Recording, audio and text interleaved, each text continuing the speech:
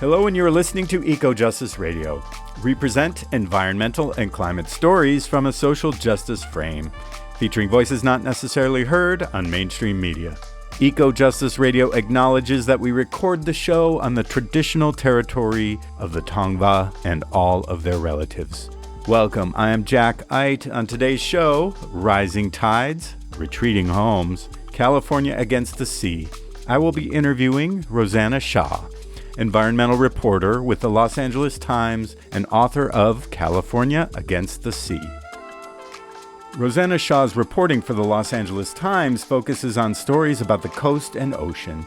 She was a Pulitzer Prize finalist in 2020 for explanatory reporting, and her coverage of a toxic DDT dump site in the deep ocean has been featured in the Best American Science and Nature Writing Anthology. Her first book, California Against the Sea, examines the future of our vanishing coastline in the face of rising water.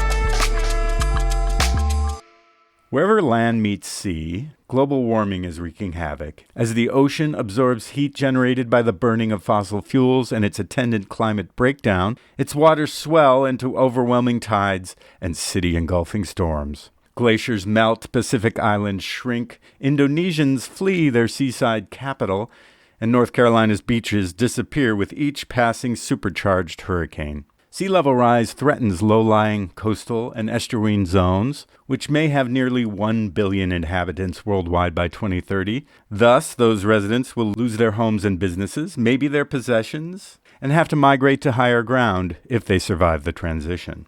To adapt, governments, industries, and communities must work collaboratively through integrated, multidimensional management schemes that cross boundaries of natural sciences, environmental justice, advocacy, and engineering. Sadly, in our short-term speculative real estate-centric world, we're nowhere close to working together. But there are some positive signs. In this discussion with journalist and author Rosanna Xia, she provides an in-depth look at complex challenges coastal communities face from rising seas. She draws on years of covering coastal management to unpack contentious issues like managed retreat, where communities acknowledge the ocean's inevitable reclamation of land. We discuss the plight of homeowners and businesses struggling to save their properties, as well as innovative solutions like wetland restoration. Rosanna Xia brings her extensive reporting to bear on how we can create more sustainable and resilient coastlines. Thank you for tuning into Eco Justice Radio and our show, Rising Tides, Retreating Homes, California Against the Sea. I'm your host, Jack Eit. It is my honor to welcome our guest, Rosanna Xia, environmental reporter with the Los Angeles Times and author of California Against the Sea. Welcome to Eco Justice Radio. Hi, Jack. Hello there. Rosanna Xia, you've written this amazing treatise on the struggle that the 1,200 miles of California Pacific Ocean coastline will be facing as sea levels are rising as a result of global heating and the melting of the glaciers. You begin the book telling what is essentially the Rainbow Bridge creation story from the Chumash people who originated in the Channel Islands off the Santa Barbara and Ventura coast. Can you tell us that story and how it set the tone for the entire book? Yeah, thank you. It means a lot to hear that you connected with the opening of the book. I mean, when I first heard the Rainbow Bridge story, I knew in my heart immediately that this needed to be the beginning of the book. I was reflecting on sea level rise with a member of the coastal band of the Chumash Nation. And she and we were just kind of riffing and reflecting on the past, as it pertains to our present and the future. And she reintroduced this story, the Rainbow Bridge story, to me as not just a beautiful creation story that has captivated her since childhood, but also she presented it as an oral record, possibly the first record ever of sea level rise along the California coast. And the crux of the story documents the ebbs and flows of the tide and how the Channel Islands grew and shrank in size as sea levels changed before and after the Ice Age, and how the Chumash people moved in rhythm with these changes. And so as an environmental writer, I'm often thinking about, what and who we value as expert, beyond Western science and lawyers and historians with PhDs, where does Indigenous knowledge like this Chumash story fit in? And can Indigenous knowledge be presented equally and in conversation with Western science and our understanding of the world? So these are things that I'm constantly thinking about as a storyteller, and also just kind of how we share power and how in the stories that we tell and the information and the data and the expertise that we present. And, in this case, here is a story that is thousands and thousands of years old, a story that matches the geologic record. And it also provides a different, more reciprocal way of thinking about our relationship to the ocean compared to, how we've built up and settled the coastline as we know it today in the last 200 or so years. And, just thinking about all of this just really clicked for me. And this story felt like the right way to begin this book about the California coast, past, present, and future. Yeah, reciprocity is an important aspect. Understanding we're integrally linked with the natural environment, and we have to start acting like that. So we're going to cover that a little more in depth later in the interview. I am struck by the notion you put forward that the line between aquatic and terrestrial is ever changing, and the two systems are forever intertwined. Can you expand upon this? Yes. I mean, the coast itself is fascinating, right? It's the very edge where land meets ocean, and there is an inherent tension between land and sea. But it's also kind of, there's this dance, and someone was saying the other day, like, it feels like the marriage of the two. And that, so, and beyond all that, so often when I talk to people today, like, so many people still think of the coast as static, like as a place that doesn't move, as a place that we visit, and we recreate on, and we go to the beach, and we expect it to be the same every time we go back. But the beach itself is actually a process, and it is this dance and marriage between land and ocean. And I would say I was also guilty of thinking about the coast as more of a static place when I first moved to California. But it can truly be mind expanding to start just thinking about the coastline as an ever moving line in the sand, rather than as something that we can fix in place and expect to be there forever. And the thing is, the coast is meant to change, right? Our built environment has blinded us to this very basic truth. But if you stand on the beach for one afternoon, really slow down and pay attention and look at the tide line, that tide line is different every time the wave crashes onto shore, right? And this line in the sand, and I use this term a lot, this line in the sand, so to speak, is not supposed to be fixed. Yet we've tried to impose permanence onto this inherently impermanent landscape, whether it's with Pacific Coast Highway or seawalls or entire neighborhoods built right on the sand. And that's truly at the heart of this conflict that we're having and we're facing right now in terms of what it means to face sea level rise going into the future. Yeah, we've gotten ourselves into a massive problem here, and it is really about sea level rise. So how's it going to look? What a lot of people don't really think that this is a problem for California. If you're on the Pacific Islands, if you're on the East Coast, people think, well, that's much worse, isn't it? Maybe not the case. Can you give us a sense of what sea level rise is going to look like in California generally, and how this is an effect of the global climate crisis? Yeah, sea level rise is both a global issue and also a micro issue for every community that is living on this edge between land and ocean. And a couple of thoughts here. First, on a very, very, very high level, I find it helpful to remind folks that sea level rise in many ways is the heart of climate change. We focus so much on carbon emissions, on land and, air and air quality and stuff like that. But the ocean has absorbed more than 90% of the excess heat from the excess carbon emissions that we have emitted since the Industrial Revolution. Absolutely. The ocean is a huge producer of the oxygen that we breathe in this world. And so, put real simply, the ocean is getting hotter as a direct result of all of the excess carbon emissions that we're putting into the atmosphere.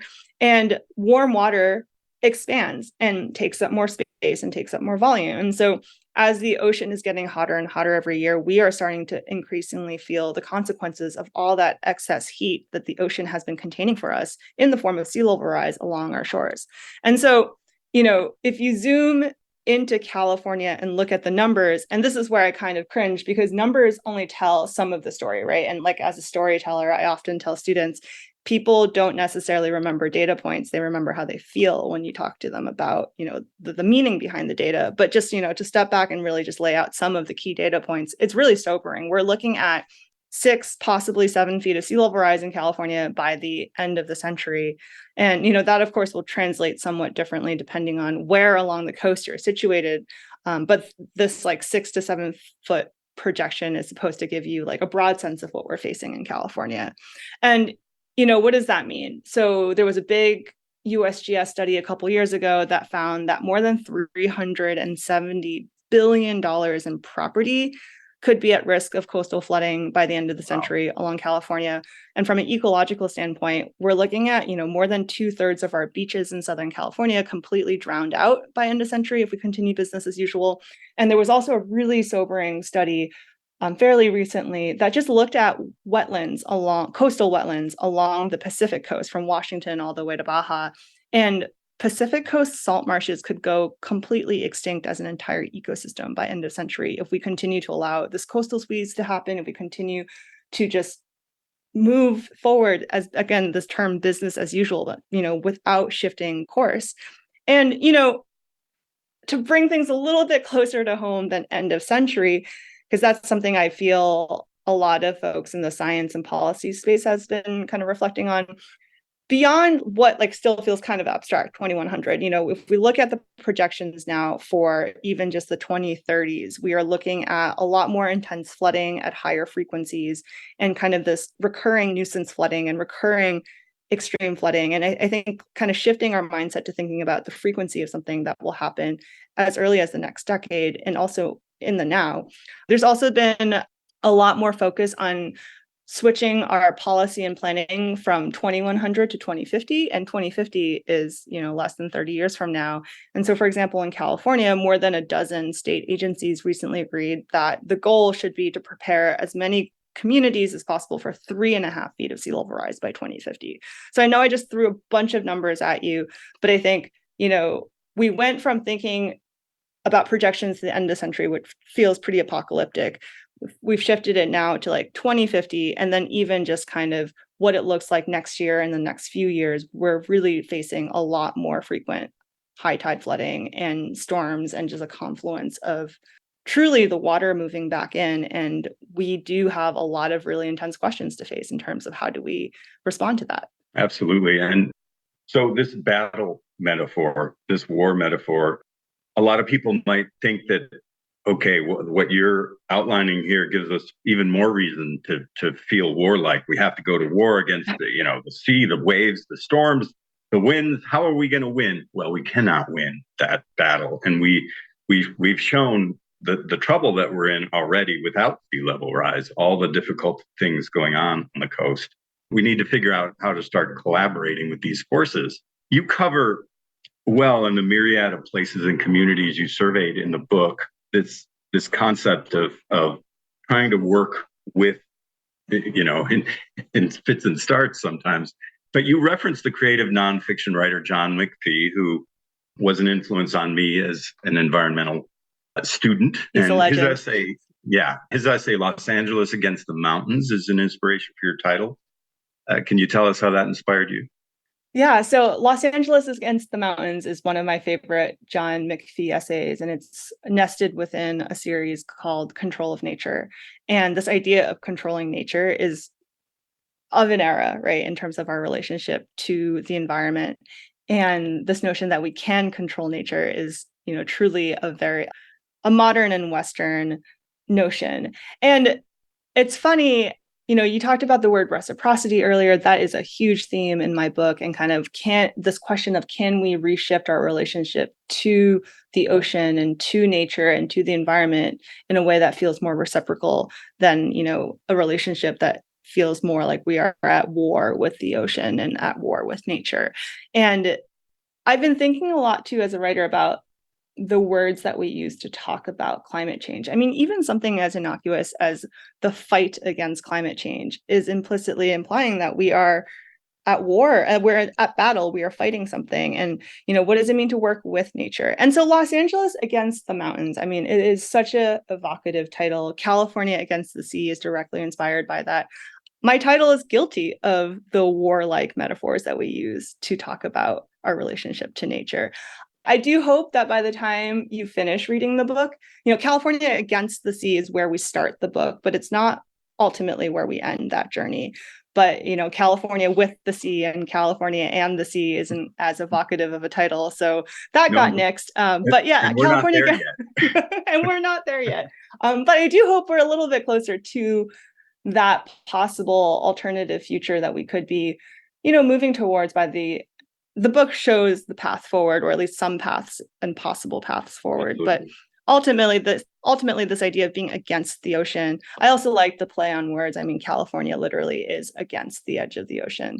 But yeah, I mean, we do tend to be stuck in these notions of walling ourselves off against the ocean, fighting climate change, fighting sea level rise. And a lot of it is due to the way we've structured our built environments and how we are choosing to live within nature and within these landscapes today. And a lot of it's also embedded in the way we talk about it. And so, I can't fix climate change, but I can definitely think about the ways we talk about it and, present alternative language and wording in terms of how we can choose to relate to our surroundings. Yeah, I would give the counterpoint, and we're going to cover the California Coastal Commission later, but a lot of these discussions about different projects do come down to fights. So, yes. So it may be an apt metaphor in certain situations. So what I want to do, we're going to mix together some of your case studies with some of the solutions and non-solutions and difficult problems.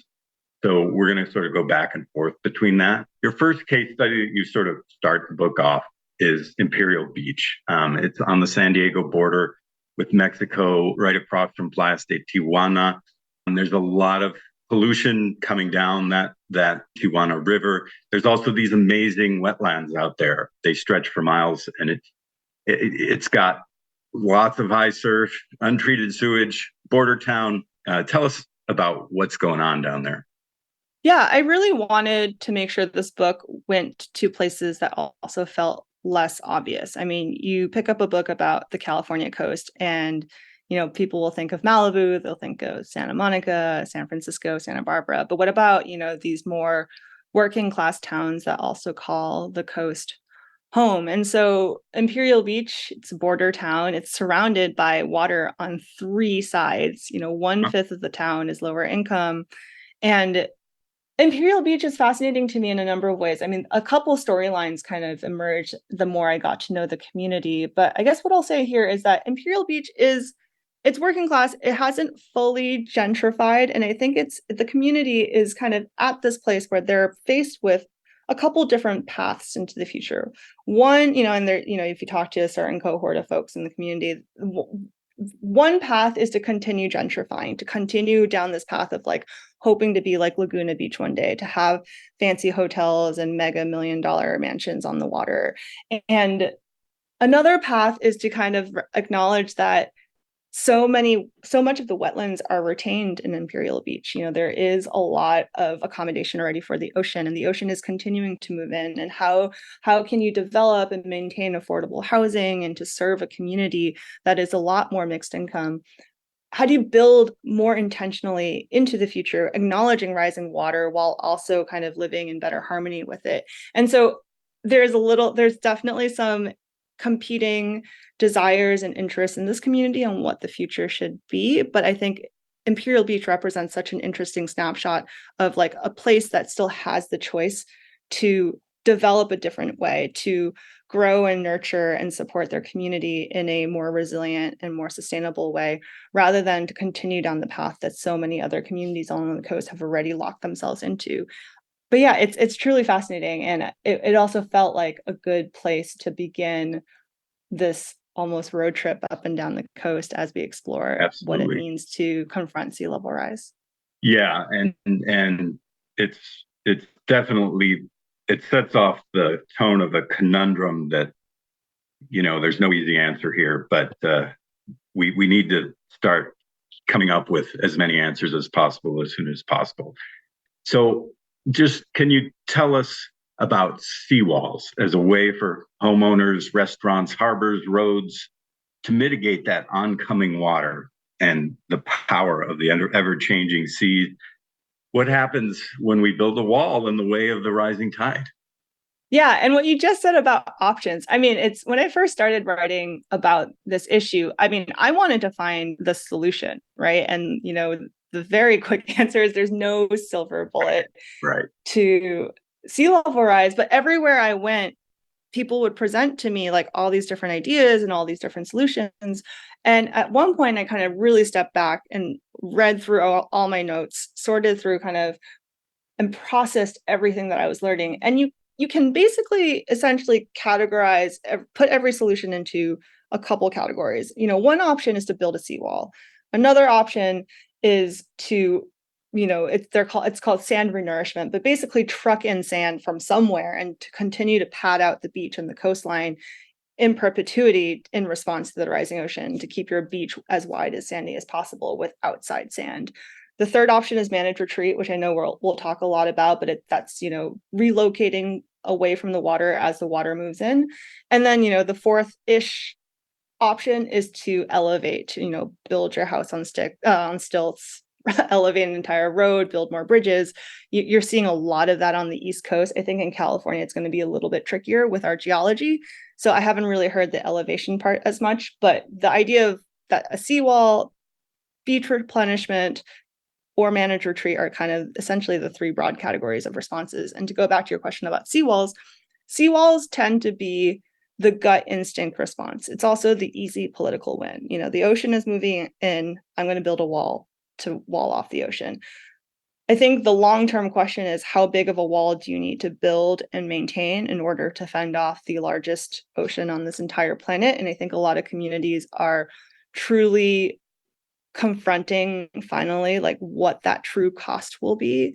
And the other kind of cost that is not monetary to seawalls is that, one environmentalist actually just put it to me super bluntly: seawalls kill beaches. The minute you start fixing this line in the sand, you harden the shoreline, and the coastline cannot migrate inland as the ocean is moving inland. What happens is everything in front of the seawall gets drowned out.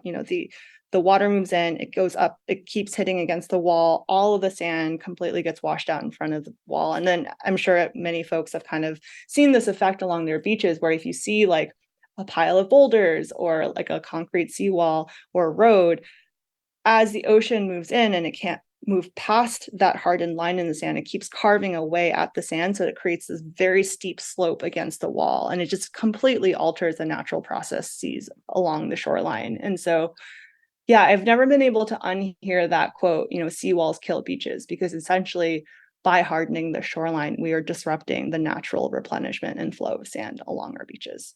Absolutely. So thank you for that. And we're going to take a quick break here, and we'll be getting back to all this fun that's happening on our California coast. Hey listeners, quick break here. We hope that you're enjoying Eco Justice Radio.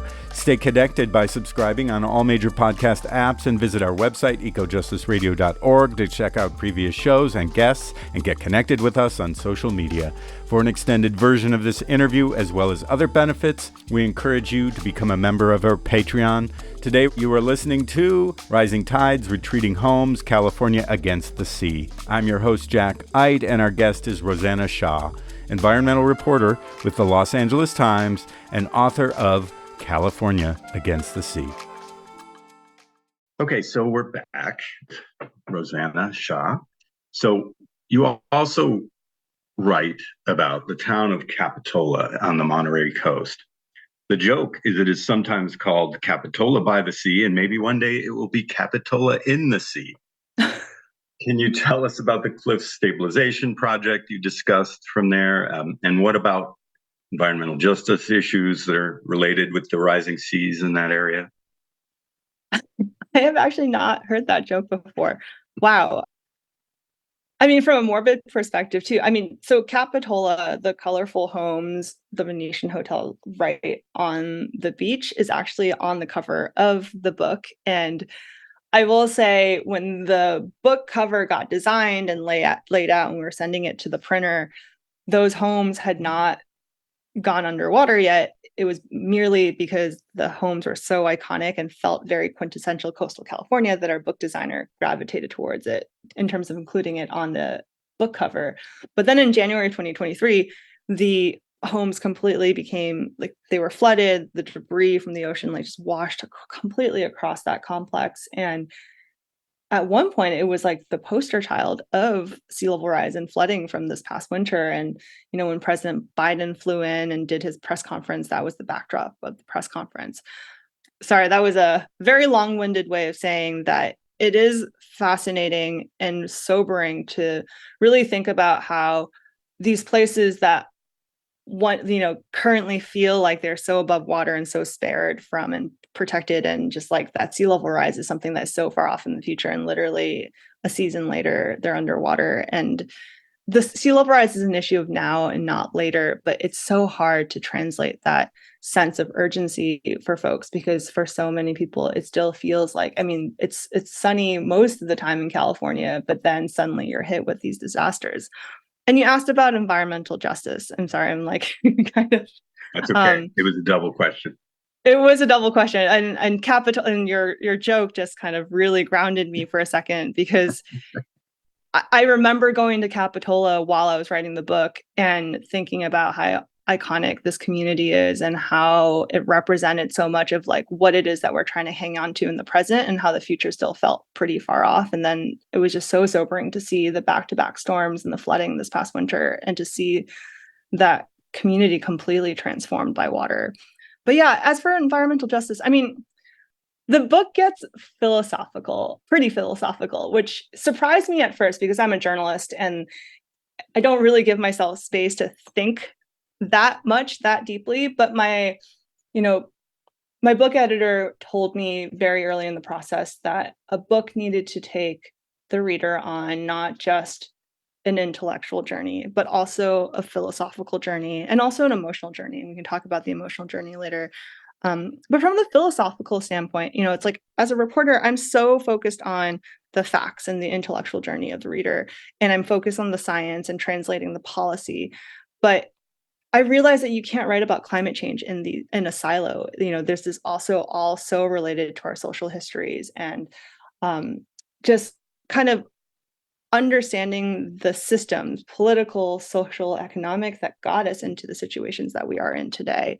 And as I went on this like philosophical journey and transformation that had to take place for both the reader and for myself, and the more I started to listen and broaden the way I was exploring this issue beyond the realms of science and policy, I really started to think about what it is that we're actually responding to. Sea level rise is framed often as a threat that we fight, right? That's something that we are trying to go to war with and to win. But is it possible to reframe sea level rise as an opportunity to re-examine the systems that got us here in the first place, to reconsider and unwind some of the inequities that have been established, and to really think about and to challenge kind of these lines that we've drawn for ourselves, these lines in the sand, I'll use that metaphor again, and to think about who has been erased and who has been overlooked and who has been sacrificed, in the process of drawing the lines that we have drawn today in our built environment. And so, I go to all these communities that came to be because of our history of redlining, communities that are disproportionately burdened with the pollution in California. And again, like, so much of this is institutionalized, and by responding to sea level rise, I think there is also truly an opportunity to break apart and unwind some of these systems that have been guiding our status quo. And ultimately, I really realized on a philosophical and a deep, deep, deep kind of intellectual level as well that our social history is inseparable from our land use history, and how we use land is environmental history. And, as we think about what it means to plan for our future and to respond to these disasters, both current and pending, I don't think we can move forward without truly understanding kind of our full history of how we got here and who we've sacrificed in that process, and figuring out who belongs to the table and who hasn't been at the table but should be at the table in terms of planning for our future. We're all about philosophical. We're a radio show that's really about, we're here to get people thinking. And I really appreciate that. And in that same spirit, one of your scientific subjects in the book referred to as a guiding principle to Baba Diom, an ecologist from Senegal, who said in 1968, "In the end, we will only conserve what we love. We will love only what we understand, and we will understand only what we are taught." So how does this fit into the dynamic? I would say people think they understand the coast, but I would say most people don't understand the dynamics that are at play in the coast. Yeah, I love that quote. And I will say, there are so many ways to interpret it. And I think the interpretation of that quote also evolves through the book, on this intellectual and philosophical journey. And to start, kind of in a literal interpretation, we don't know what we should be fighting for, what we should be protecting along our coast if we don't know what's at stake. So I think the first step one is to help people understand what's truly at stake, and to help people understand that we do have a problem, but beyond that, how do we expand our understanding of the world and of our coast and of these dynamics and these systems? How do we expand our understanding in a way that helps us truly see what we should be fighting for? How do we learn and broaden our own frameworks of thinking in order to see our blind spots, right? I think we all have blind spots. We all latch on to the familiar. We tend to fight for what we are familiar with. And to go back to the kind of the environmental justice points as well, I mean, as a reporter, I am thinking about making sure that I'm talking to everyone, all sides of the issue, right? Making sure that everyone is at the table, and then I'm talking to everyone at the table and I'm hearing all of their perspectives, and I'm trying to be fair. But beyond that, I also have to think about who is not at the table that should be at the table and that needs to be brought to the table. For example, I've gone to a number of communities now that would be defined as environmental justice communities, and I go in, the bumbling reporter, wanting to talk about climate change and sea level rise, and the community leaders want to talk to me about life expectancy rates and the fact that all their kids seem to get asthma by the time they're in third grade. And they want to talk about how, there's no green space or parks in their community. They want jobs, and, they don't want to talk about climate change. They want to talk about these things. And part of my job and all of our jobs is to help, bridge these conversations, because wanting more green space for your community, wanting cleaner air, wanting a better environment to live in, those are climate change conversations.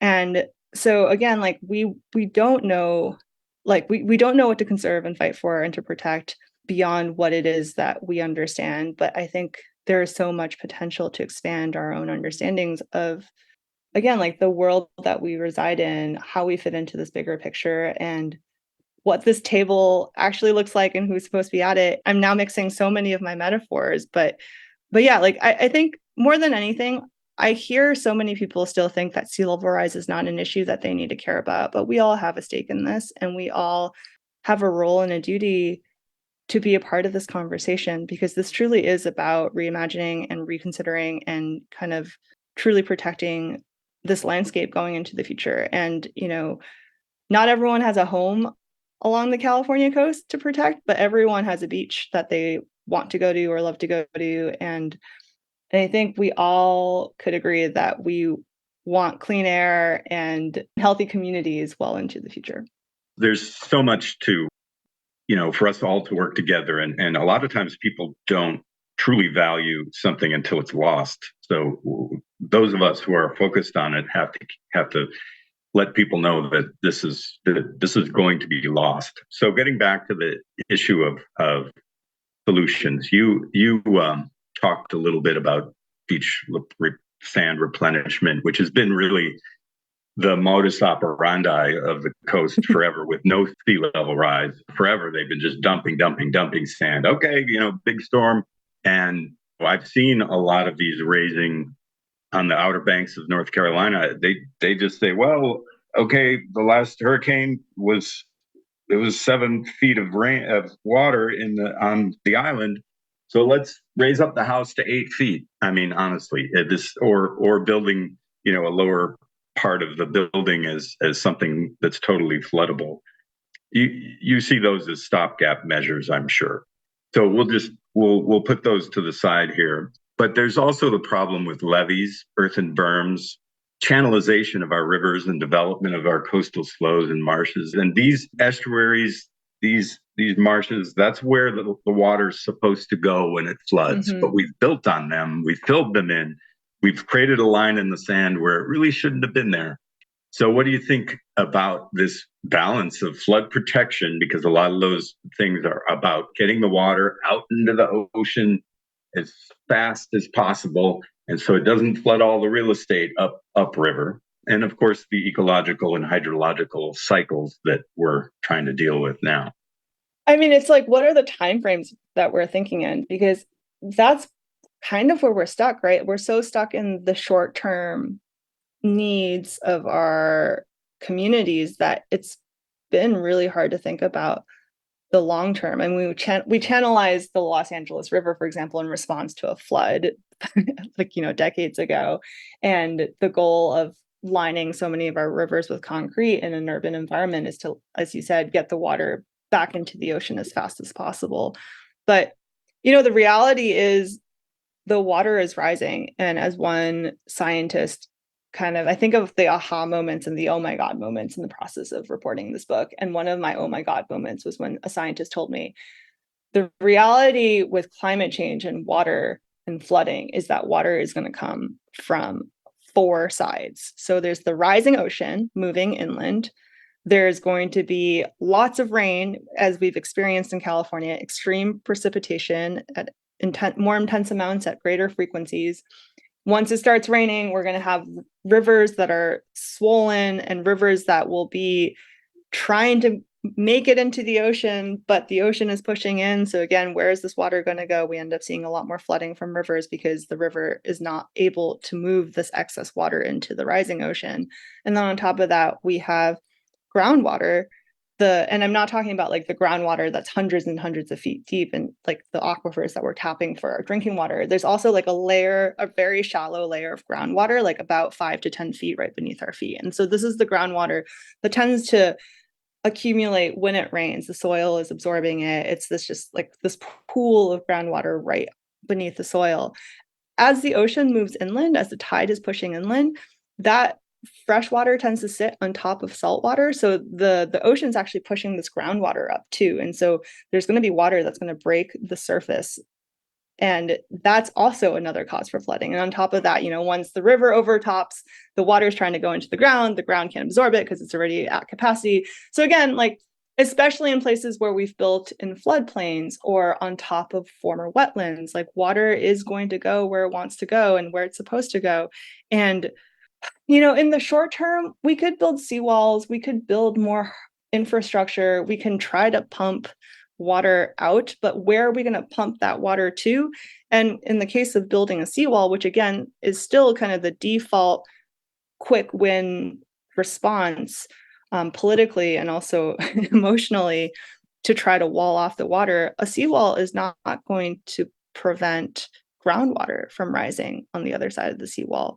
A seawall, I mean, if you look at other countries that have tried, like tidal gates, for example, if you try to block the ocean with even a giant Amsterdam, Netherlands gate, if the river starts flooding and the river is trying to move out to the ocean, then you're trapping all this water on the other side of the wall. So I think I'm being kind of fatalistic here, but I think the reality is we really have to rethink our relationship to water, and walling it off in one direction is not going to prevent it from flooding in a different direction. And ultimately, we have to, confront the reality that we built on top of marshes. We have built in floodplains where the river was supposed to move.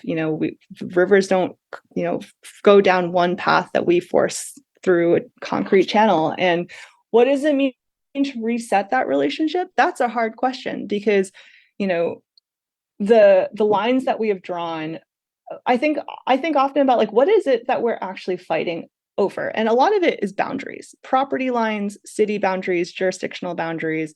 And water doesn't adhere to city boundaries or property lines. And so this is probably like the most radical thing I'll say. It's like, I think we need to really step back and think about the world that we have built and the environments that we have built, and the lines and the permanence that we have tried to impose on these dynamic landscapes. And are there ways to accommodate the water in a more sustainable way that will not lock ourselves into this continuous cycle of responding to floods and emergencies?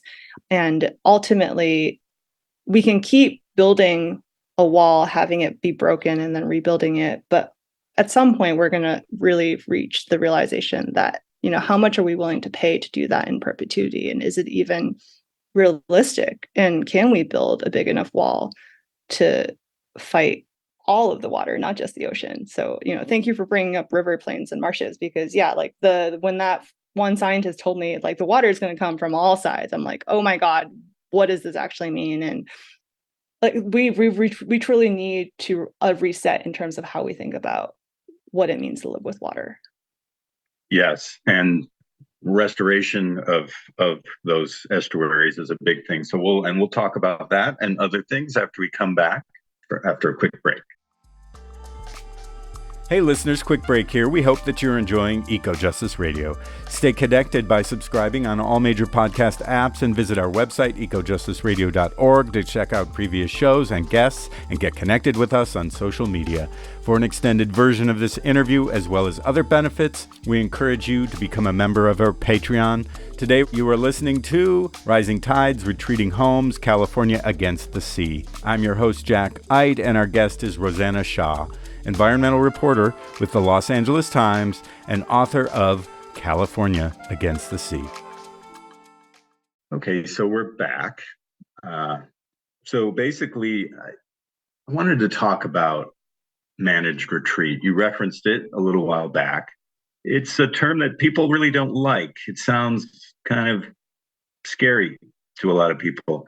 You cover the case of Pacifica. It's just down south of San Francisco, along the ocean, where that ocean is coming. They've cemented and armored all they can, and it isn't working. The homes are crumbling, the roads are crumbling, the sea is taking it back. Can you tell us about the concept of managed retreat and the difficulties presented in this case, and what's special about Pacifica? Yeah, managed retreat is, I think, it's a very fraught term. My opinion here is that it needs a serious rebranding. And, I've now gone to so many communities where sometimes literally the mention of managed retreat will cause so much controversy and conflict. And, at least 2 mayors that I've met have been completely pushed out or had to completely shift their tone because of just even the mere suggestion of this term. And as you know, and we've been talking a little bit about kind of the language surrounding the way we talk about climate change and these warlike metaphors. I mean, retreat feels like surrender, right? It feels like giving up. And managed also just feels very not on our terms. And so managed retreat, just on that level, causes an emotional reaction and an emotional backlash that has been so intense in so many communities. But kind of very clinically speaking, managed retreat essentially is just acknowledging that the ocean is rising and it's moving inland, and it would be wise to move homes and roads and other critical infrastructure out of the way of the rising water before it's too late. And in many of these communities, the binary that tends to emerge is, this idea of either it's build a seawall or it's managed retreat. And it just has become such a black and white binary that we've locked ourselves into when we start to debate these adaptation strategies to sea level rise. But there is, a lot of gray area. And I think, the ocean is moving in whether we like it or not. We were just talking about how it is pretty infeasible to fight water and to not acknowledge that water will move where it's supposed to move. And someone once told me it's either a managed retreat or unmanaged retreat. And right now we still have time to plan ahead. And so I think this idea of planning ahead and what managed retreat ultimately is kind of acknowledging this fact that, yes, we might not need to do something today or tomorrow, but at some point, 20, 30, 40, 50 years from now, something's going to have to change. We're going to have to reconfigure our built environment in a way that will accommodate these impending disasters. Otherwise, we will become the disaster. But how do we take those first steps from the short term into the long term when our short term interests and our short term wants and our short term political interests are not in direct translation into the long term stuff? So I think that's where this conversation is now stuck. I think Pacifica is an interesting community where it really came to a head in terms of acknowledging that something needs to change at some point in the future, but also none of those sacrifices feel like they need to be made now. So this idea of what feels fair and what feels premature and whether or not it's, a lot of alarmism, that kind of all gets played into it. And I think Pacifica gets hit hard a lot, by the ocean and also by the media. I feel like it's become a poster child of sorts to whenever there's a big storm or the ocean is kind of really angry and there's big swells, the number of times I've seen the news vans and the news helicopters come in to show that iconic photo of a house kind of toppling into the ocean or hanging on the edges of a bluff. Pacifica, But it's interesting though, because managed retreat has become really emotionally fraught in that community. And I mean, for me, I think it's one thing to kind of go into a community and really just kind of start looking at listening to the opposition and talking to folks who are on different sides of the aisle, so to speak. And I feel like with managed retreat and sea level rise adaptation in general, it's really easy to vilify the homeowner and the property owner. And I think it's different when someone just can dismiss this as a rich person trying to defend their slice of paradise and for as long as possible. But in Pacifica, I mean, I also think Pacifica is not a super wealthy Malibu. And I think that, the homeowners I ended up talking to, I spoke to this one woman who spent her whole life saving up money to buy a fixer-upper. She described it as the ugliest house on the prettiest street in town. And what does it mean to be someone like that who finally buys your dream home, only to move in and find out that the town, the state, the neighborhood groups are all talking about this policy that might affect, whether or not she can get a 30-year mortgage and whether or not she can get insurance and what does this mean for her home value? And these are anxieties over uncertainties that are valid. And I think, rather than vilify someone who feels these anxieties and are responding emotionally to these anxieties, can we, not only put ourselves in someone else's shoes, but can we meet them can we put ourselves in their vulnerability? And ultimately, I don't think it's possible to move forward on this issue without having everyone feel like they're being heard and to feel like they have some form of agency in managing this retreat or responding to sea level rise. And that also includes the people who are most resistant to these concepts. And I think it really begins with, deep listening and to really understand why someone is scared, why someone is worried. And, as a reporter, I find that a lot of the times, some of my first questions as someone's about to close the door on me is, why don't you want to talk to me? What are you afraid of? And I think by opening conversations in that way, I think we can get to a different place than to continue to reinforce kind of all the different corners that we're shouting in. And ultimately, for me, as someone who's been reporting on this issue, I find a lot more commonality among folks who think that they're on different sides of the issue. And, to go back to your original question, manage retreat truly is just identifying as a community what it is that we want our community to look like in the future, and then figuring out how to get there step by step by step, while we still have time to take incremental steps rather than responding to it all at once after a disaster when everything is chaos and it feels like it's every person for themselves. Yeah, and a lot of what you're discussing, how we're having these conversations, and how certain communities that are historically marginalized, either through economically, or their voices are not heard. In California, which is unlike pretty much all the other states in the United States, they have the California Coastal Act of 1976. You referred to it as the People's Law. The late Peter Douglas, who wrote a lot of that act, and I had the honor to work with him for a little bit.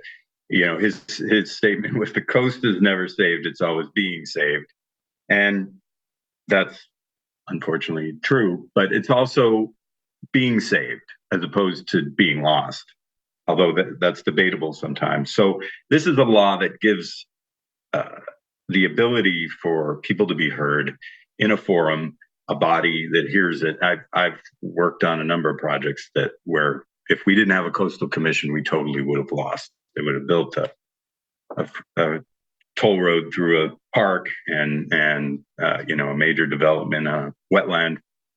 So and there's talk of a project in Laguna Beach, which a friend of mine, Penny Leah, has been working on for many years. This is a wealthy homeowner. It's maybe a series of owners of a behemoth house that has a historic temporary seawall. And, it's been up to the Coastal Commission in that forum to sort of try and bring some justice here, to hear the sides. What do you think of this whole process? It's very imperfect, but, it's what we have. Yeah. Okay. And I feel like I should have started with this disclaimer. I tend to ramble and talk like my first draft. So it's like I'll always tell people I don't talk like I write. I talk like my first draft, but I don't talk like my final draft. And my writing is truly in like the self-editing, and the way I talk is truly just pure chaos. And as I'm trying to find my thoughts, and I go on all these kind of high level tangents. So I will try to contain my thoughts here. I think, the California Coastal Act was passed in 1976. It's a really unique law. The way I, kind of explain it to folks is, if you look at the Miami coastline and all its high rises, there's the California coast looks so different than Florida's coastline. I grew up in Massachusetts, and privatized beaches are such a thing in Massachusetts, and that's just not the case in California. And so, the Coastal Act was passed by a voter initiative, and it really set the tone on how we choose to build and protect, the California coast. And it essentially, very fundamentally made the philosophical stand that the coast is this broader public good that cannot be owned by anyone. It cannot be privatized, and therefore it belongs to everyone. And on top of that, it's this legal recognition that the coast is this landscape that is truly meant to be treasured and protected, and that, wildlife and, ecological aspects of the coast are valuable, in addition to all of the economic and social and political needs that we have for the coast. And so in the context of sea level rise and where do we go from here, I often hear from folks, where do I begin with sea level rise? And when it comes to juggling the social, political, and economic pressures that weigh on any decision that we make along the coast. And in California, the Coastal Act is a great starting point in terms of providing a policy framework for how we navigate and balance these competing interests. I think, depending on who you talk to, the process of navigating the Coastal Act, of getting a project or a permit or a concept through to the finish line, can be fraught. But I don't hear a lot of people disputing the fundamental values of what the Coastal Act represents. And we have a framework in California to navigate that. The law was written in the 70s, so sea level rise was not really a front of mind thing back then. And I think it's a really interesting living document and to see the Coastal Commission in its current form apply this law to planning for the future has been really, really interesting, especially in the face of sea level rise. And it's not a perfect process, but I do think it is really remarkable that the state of California does have these guiding principles that truly honor public access and ecological importance to the coast, and kind of, again, understanding this framework that we do have so many things that we want out of the coast, and that there needs to be a broader vision of how to balance all of those things. And so I do have faith in what the law represents. And I think a lot of people would agree that it is truly a principle that defines California in a lot of ways and is so core to who we are as Californians. So the question in Laguna Beach was about enforcement of that act. See, the problem is, there's hassles that the landowners have to go to get their coastal development permit. But there's even bigger hassles of the community members, who I've been one on many projects, to having to show up again and again to make sure that that coastal act is being followed to the letter. And you have to go through the staff, and then there's the commission, and it's really a lot of work, and a lot of us are not paid or underpaid, mostly not paid. So what they're doing in Laguna Beach, I think, is an example of there's an enforcement action to deal with this seawall and this offending property, but there is the property rights that they're dealing with there. Some thoughts on that? Yeah, I mean, the California coast is like more than 1,200 miles, and the Coastal Commission is surprisingly small in staff relative to how big the coast is. So I would say the first thing I hear often is I forget what the exact number, but the enforcement team is like hundreds and hundreds and hundreds of cases behind on enforcement cases, and that's truly a shame. To speak to Penny Aaliyah, who your colleague in Laguna Beach, she described it once to me as she is constantly battling what she feels like is a whack-a-mole of seawalls. She fights one seawall on one private property, and then another one pops up somewhere else. And, we didn't have a cohesive approach to seawalls that I think the Coastal Commission, kind of in its current form, in the current kind of like discussions and spirit of sea level rise planning that is now kind of taking form at the state level, I think there is more of a cohesive approach to how to respond to seawall requests for property, like private property, and also public infrastructure projects. But ultimately, hearing Penny say, like, it does feel like this like whack-a-mole of fighting these projects and these approaches piecemeal, parcel by parcel, along a 1,200 mile coastline. That is just not sustainable. And part of it is we are still leaving this debate of what to do with sea level rise to the property owner, or there's enough space and wiggle room right now for property owners to respond to the ocean in their own way without recognizing how their individual, oftentimes selfish decisions can affect the greater landscape and the greater whole. And the Coastal Commission is supposed to be there to manage the bigger vision and the bigger picture. But, do we have enough staff and energy and resources to do that along the entire coastline at the exact same time? Like, that is where the rubber does meet the road. And I think these checks and balances are often done by people like Penny and you, in terms of just making sure that having eyes on the ground everywhere along the coastline, right? And I think ultimately it is just, there needs to be this greater recognition, awakening, and understanding among more people that every inch of the coast belongs to this broader landscape that, is facing immense change, but it's also supposed to change. And once again, we have projected so many of our expectations for this coastline with this underlying assumption that the coast is not supposed to move. And we are now being faced with really difficult decisions that we're not quite ready to face, because we're not quite ready to sacrifice all these things that we have kind of developed along the coast that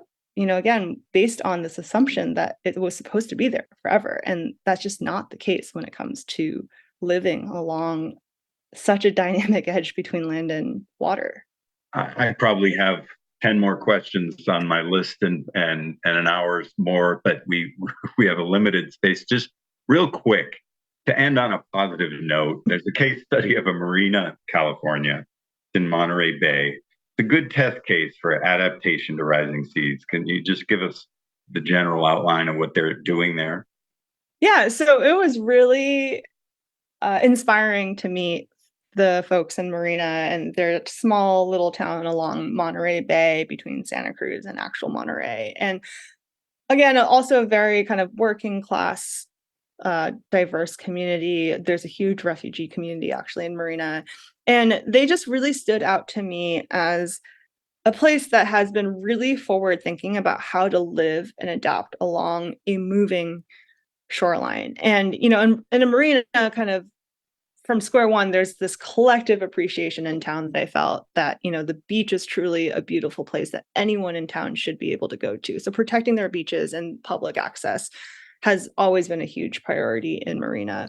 And, from a policy and social standpoint, kind of stepping back, we have this tendency to talk about responding to sea level rise as this big, scary one-time action. When we talk about managed retreat, when we talk about building a seawall, when we talk about all of these things, it still feels like we're kind of debating whether or not to take this one gigantic action, rather than thinking about it as a longer term process. And that's where so many communities are stuck. But, in Marina, the city council and their planning leaders, they've really been kind of acknowledging that all of this is supposed to be a process. And managed retreat, again, is like this transition from the short term into the long term.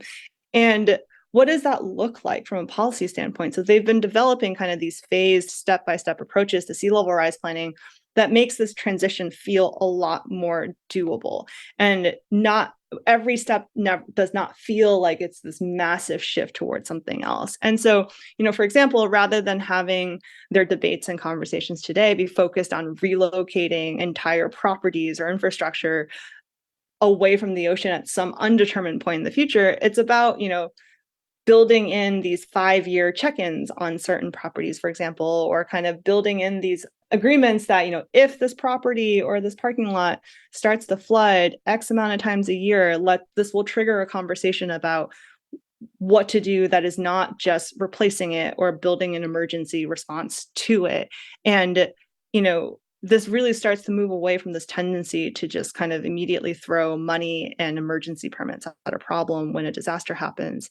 And I mean, this approach is going to pan out differently depending on different communities and their existing infrastructure and how built out and developed they are along the coast. But what Marina has been doing could certainly offer a really helpful starting template for other communities to study and potentially follow. And ultimately, for Marina, they were like, managed retreat isn't surrender. It's just marching in a different direction. And they are truly marching in a new direction that doesn't have to feel like defeat. That is impressive. A good way to end our discussion. Rosanna Xia, we really appreciate you coming on the show. Your book is really a wonderful, display of different concepts, places, ideas, and major all kinds of really amazing activists and scientists. I really appreciate all the effort you put into it. Thank you for taking the time coming on Eco Justice Radio. How can our people follow your work, buy your book, and get in contact with you? Oh, yeah. You can buy it, anywhere that you get your books. I don't want to name Amazon, but, Amazon and all the places. Go to your local bookstore. I have met so many amazing community bookstores along, my journey these last few months. And Heyday Books, my indie publisher based in Berkeley, was truly the publisher that believed in this book and believed that it is possible to tell a nuanced story about sea level rise that brings in social and political and economic kind of narratives as well, and truly also centering communities that often get ignored or overlooked in these conversations. And in terms of contacting me, rosanna.xia@latimes.com. I'm not really on Twitter, X, or whatever you want to call it today, but I am trying to build community on Instagram. So find me in some form of social platform. And yeah, I am always open to hearing your thoughts. And this is an ongoing issue. I'd be curious to hear what you all think of the ending of the book, because I knew where to begin the book with the Chumash story, but finding an ending to a book about an issue that, is still waiting for the ending to be written based on the decisions that we make today was not easy. So I can promise you that's not completely depressing, but I do hope that your engagement with the book will continue to put out more hope that there is a possible different ending as we move forward into the future together. Well, thank you for that. And thank you again for coming on Eco Justice Radio. Thank you, Jack. Thank you to our guest, Rosanna Xia. And thank you to our listeners for joining us. This has been Rising Tides, Retreating Homes, California Against the Sea. For an extended version of this interview, become a member of our Patreon and visit our website at ecojusticeradio.org. Please connect with us on social media at EcoJustice Radio, SoCal350, and Wilder Utopia. If you like what you heard and you want others to be informed, share the episodes and help us continue our efforts by joining our Patreon or making a tax-deductible donation to the show.